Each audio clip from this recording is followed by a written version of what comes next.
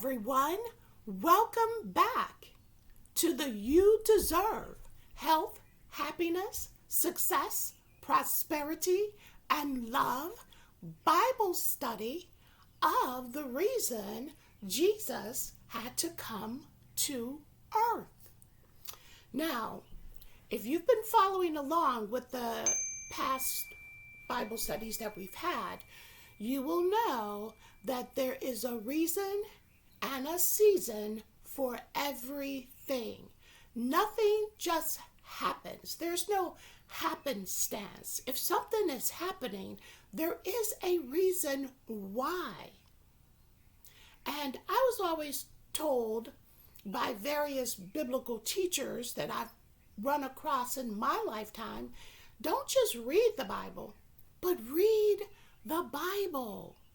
What are you missing when you read the Bible? What's being said? What's not being said? What's being alluded to? Read the Bible for instructions, for the preparation to have a better life. And we have a better life by helping other people. But how do we know to help?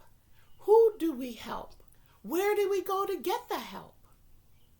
I have been helped by people just in a mall, someone talking and just coming up and having a conversation. Not people on bullhorns and all that kind of stuff, but just in a restaurant. And people say, hey, sitting next to them at the table, oh, I heard that. Yes, and let me tell you what I know about that.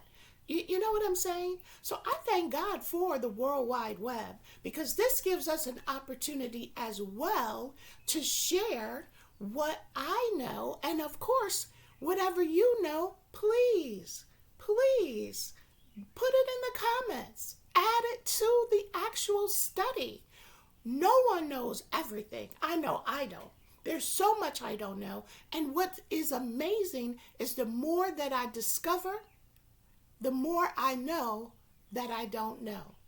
So with that being said, welcome back to the Patreon Bible study.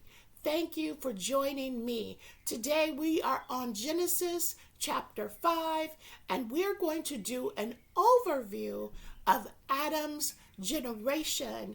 And this is getting ready. This chapter 5 will get us prepared for chapter 6, the flood.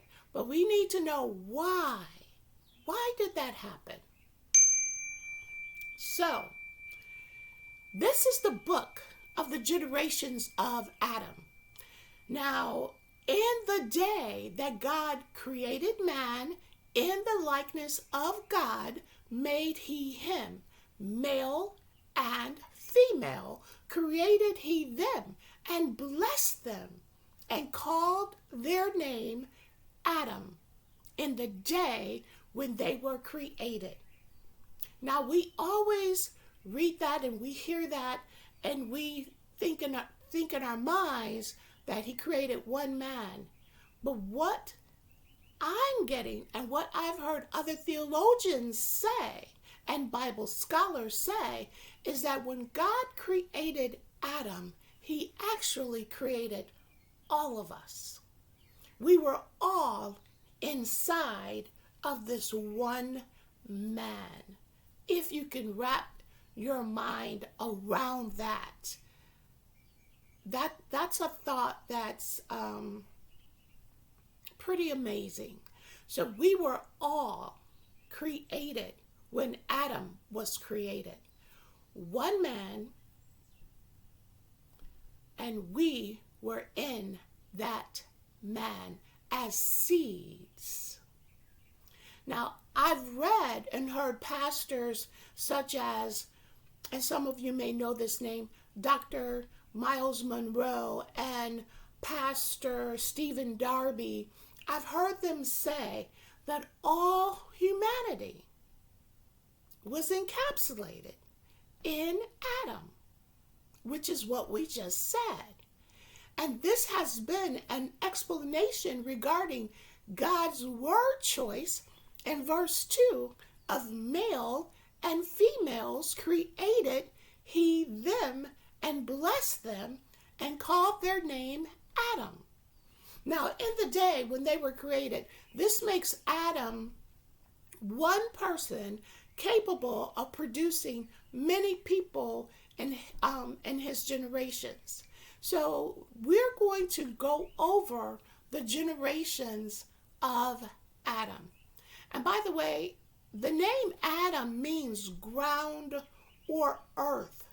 And this is referencing that God formed Adam from the dust of the ground. Remember, he made Eve, he put Adam to sleep, and he took Eve from Adam by using one of Adam's ribs. However, before Adam's death, he begot many children. He was very fruitful. He multiplied throughout his life. But I'm mentioning firstborns, okay? So Adam lived 930 years and then died. 930 years and then he died. Now, I'm going to start with the side of Adam's family that is considered to be the followers of God, and then I'm going to go into his actual firstborn, which was Cain. So, Adam begat Seth in his 130th year. He was 130 years old. Now, Seth lived 912 years, then he died. But his 105th year, he begot Enos. Enos lived 905 years, then he died. But in his 90th year, he begot Canaan, Cainan. Now, Canaan lived 910 years, then he died, but begot Mahalalel in his 70th year. Mahalalel lived 895 years, then he died, but he begot Jared in his 65th year. Now, Jared lived 962 years, then he died, but begot Enoch in his 162nd year. Enoch lived 65 years and begat Methuselah. Also, Enoch walked with God after he begat Methuselah 300 years. So, Enoch walked with God. Remember that. And during that time, he begat sons and daughters. So all the days of Enoch were 365 years, and he was not, for God took him. He did not die a natural death. God took him. He was a friend of God. Now, Methuselah lived 969 years, then he died. When I was a kid, we used to say, "You old as Methuselah." And then whoever you would say that to would get so angry. They would get so angry. But in his 187th year, he begot Lamech. Now, Lamech lived 777 years, then he died. But he begot Noah in his 182nd year. And Lamech prophesied over Noah, saying, "This same shall comfort us concerning our work and toil of our hands, because of the ground which the Lord hath cursed." Remember that? Noah, now if you want to read about the ground being cursed, go to Genesis 5:29. And you will be able to find that information. Now, Noah was 500 years old, and he begot Shem, Ham, and Japheth. Please understand that all honorable mentions here today were the significant members of Adam's lineage during the antediluvian period. And we've talked about the antediluvian period before, but on the actual Patreon site, I am going to break down that word as well. So we're mentioning firstborn sons. Now my focus was on the patriarchs' lifespans and their ages at the birth of their firstborn children. Nor did I delve deeper into the pre-flood large population or their ungodly behaviors, which we will discuss in our next episode covering Genesis chapter 6. But in addition to that, I have to give note to Cain and actually give note to Cain's lineage, because that is also leading into chapter 6. Now, Cain's lineage, as described in Genesis 4, represents a distinct branch of humanity stemming from Adam and Eve's son, firstborn son, Cain. It is often seen as a symbolic and theological reflection of a path divergent from the one traced through Seth, which we just read his lineage, and Genesis 5. Now, Seth was actually given to Adam and Eve after Cain killed Abel. So, themes of sin and consequences for that side of the family goes like this. Now, Cain's story begins with his act of killing his brother Abel, which marks him as the first murderer. Cain is the first murderer, and his lineage could be seen as symbolizing the consequences of human sin and estrangement from God. Now, Genesis 4, verses 11 through 12 states, "Now you are cursed and banished from the ground, which has opened its mouth to receive your brother's blood from your hand. When you work the ground, it will no longer yield its crops for you. You will be a restless wanderer on the earth." Now, this is Cain's punishment, a part of Cain's punishment. Now, Cain's lineage is detailed in Genesis 4, verses 17 through 24. Now, after his exile, Cain settled in the land of Nod, east of Eden, where he built a city and named that city after his son Enoch. Now, this act of city building is significant as it represents the beginning of urbanization and civilization, albeit outside of the presence of God. Now, where do you think he was able to get this information to do the things that he has done outside of God? Remember, there was an angel that was in heaven that was thrown down, cast down to earth like lightning, and that angel was very prideful and deceptive. And remember, that angel convinced Eve, Cain's mother, to eat the fruit.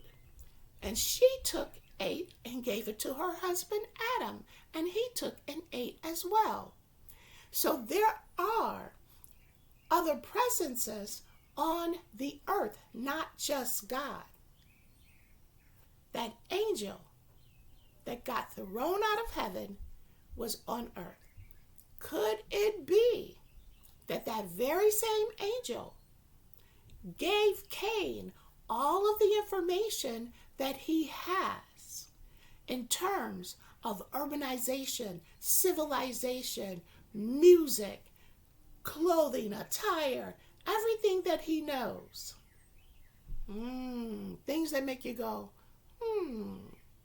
Now, Enoch, we're going to talk about just a little bit, not to be confused. Do not confuse Enoch with Enoch who walked with God. Two different people, two different sides of the family. Enoch that walked with God was from Seth. This Enoch is from Cain. Now, Cain's son Enoch is primarily known for the city that was named after him. Now, we also have Irad, Mahujael, Methushael. These descendants are mentioned briefly with little detail providing about their lives or actions. Now, Lamech, a significant figure in Cain's line, Lamech is known for his polygamy because he had two wives, Ada and Zillah, and he is also noted for his violent nature. And he actually bragged and boasted about killing a man in Genesis 4:23-4. So again, are you seeing the differences in these people that are on earth? Ada and Zillah, hear my voice. Wives of Lamech, listen to my speech, for I have slain a man for wounding me, a young man for striking me. If Cain is avenged sevenfold, then Lamech 77-fold. Remember, God said that if anybody killed Cain, he put a mark on Cain, that if anybody killed Cain, Cain's death would be avenged sevenfold. So Lamech's declaration reflects the increasing moral decay and violence within Cain's lineage.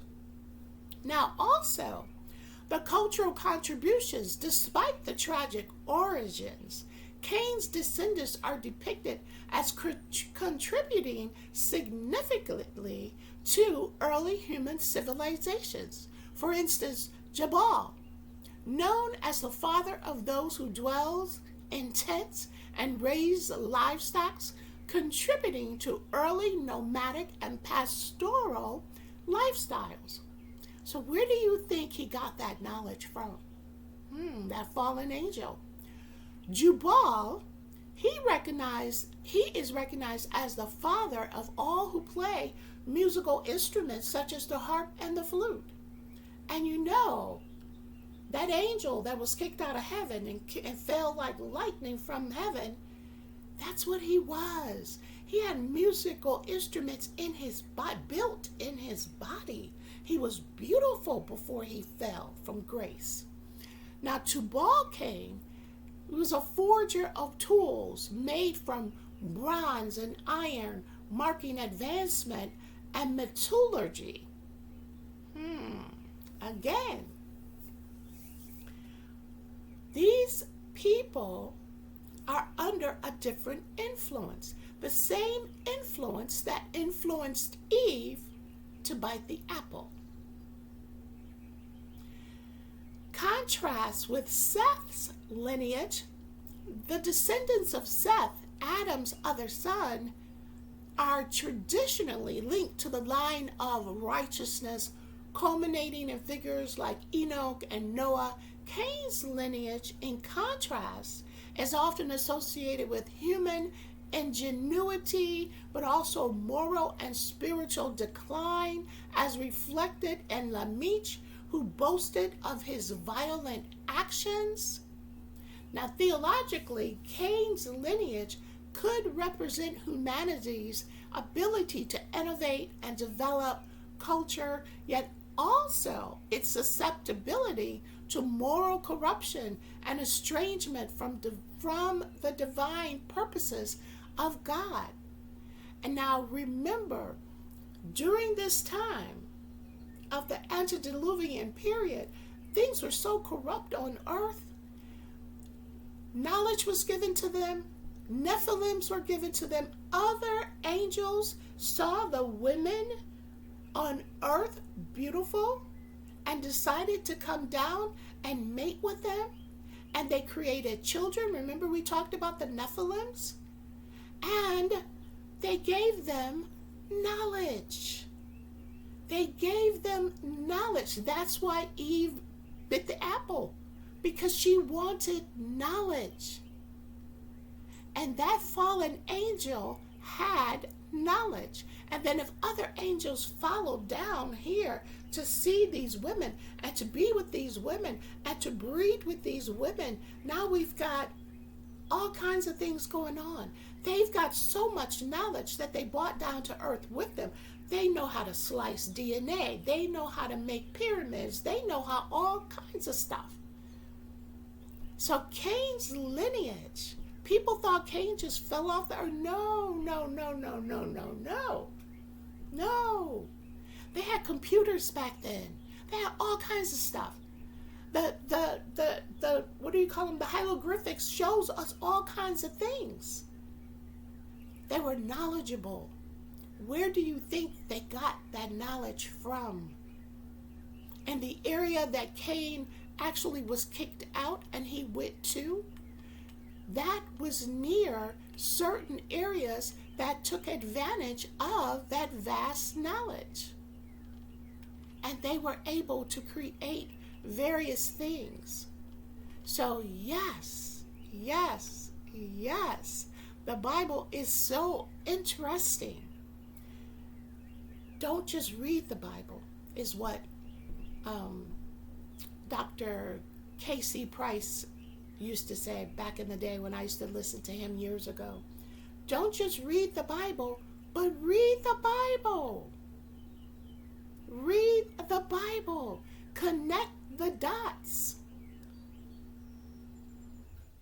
The Bible is a wonderful book. Wonderful book. I love the Bible. The Bible gives us so much information, so much knowledge, so much understanding of not only who we are, but who others are as well. So, God will give us wisdom, understanding, knowledge, liberally to anyone that asks. Are you asking? Are you asking for understanding? Are you asking for revelation knowledge? Ask, and He'll give it to you. He will give it to you. He gives it to me. I'm a student of the Bible. And what is that little phrase? When the student is ready, the teacher appears. And sometimes when the teacher is ready, the master appears. And here's the ticket. I'm always receiving information that is valuable in some way. Sometimes the person delivering the message has nothing to do with anything that I'm doing at that particular moment. It's just a conversation being had. And it's like, wow, I was thinking about that, or I was studying that, I was researching that.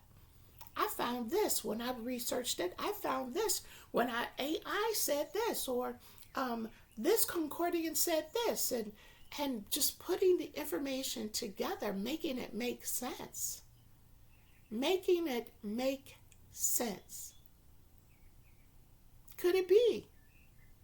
Could it be that all this time we had discounted Cain's lineage, when Cain's lineage has brought us the technological information that we currently have? So with that being said, we are going to get into all of the violence that was on the earth and everything else that they were doing that caused God to say, this is not my intent. This is not what I created. And therefore, Jesus had to come back. But before he did, we've got to cover a whole lot of happenings, situations, and circumstances.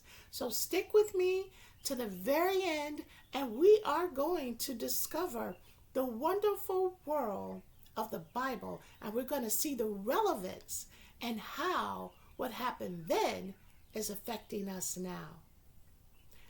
And we're going to get clued in on what we need to do as we continue to walk by faith and not by sight, and as we continue to seek first the kingdom of God and his righteousness.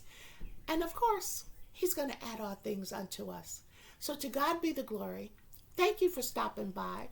And I'll see you next month on the You Deserve Health, Happiness, Success, Prosperity, Love Bible Study.